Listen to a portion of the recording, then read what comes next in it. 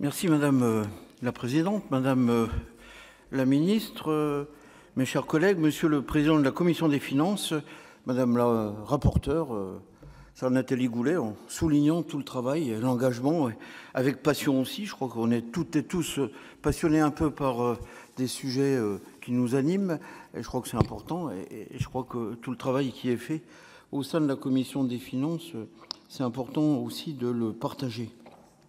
Nous examinons donc ce soir cette proposition de loi qui vise à renforcer la lutte contre la fraude bancaire, sujet d'actualité malheureusement aussi, qui concerne autant la question des faux chèques que des comptes bancaires frauduleux qui servent aux escroqueries.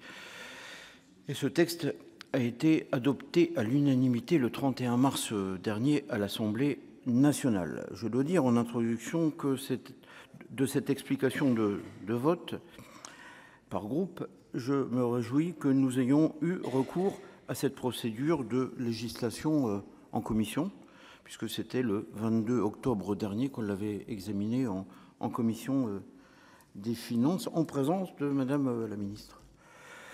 Et il me semble donc que nous devrions saisir plus souvent de cet outil procédural qui nous permet de gagner un temps précieux tout en examinant avec sérieux les textes.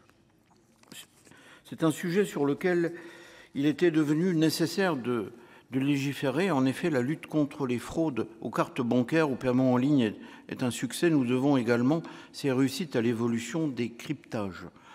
En revanche, les arnaques liées aux fonds IBAN, à la fraude sur les chèques sont en forte croissance. Cette proposition de loi me semble aller dans le bon sens puisqu'elle propose notamment de créer un fichier national des IBAN douteux qui sera géré par la Banque de France en associant aussi beaucoup de partenaires. L'ensemble des prestataires de services de paiement pourront y avoir accès et l'abonder, de même que les URSSAF. Ce partage d'informations, de bonnes informations, c'est surtout ça, permettra d'identifier plus rapidement les comptes de paiement utilisés à des fins frauduleuses. Dans le même esprit, cette proposition de loi renforce la surveillance du fichier national des chèques irréguliers, ce qui nous permettra de mieux lutter contre ce que nous appelons usuellement les faux chèques ou les chèques en bois. Et c'est vrai que beaucoup de commerçants, maintenant, n'acceptent plus les chèques, et c'est indiqué. Mes chers collègues, voici les deux principales avancées de cette proposition de loi. C'est un texte qui est utile, nous ne le nions pas, mais qui peut apparaître insuffisant. Je dois vous dire mon regret qui est partagé avec Madame la rapporteure de ne lutter contre la fraude qu'avec une succession de textes qui s'additionnent les uns aux autres sans lien entre eux. Nous pouvons effectivement continuer à légiférer de la sorte en morcelant les propositions et projets de loi.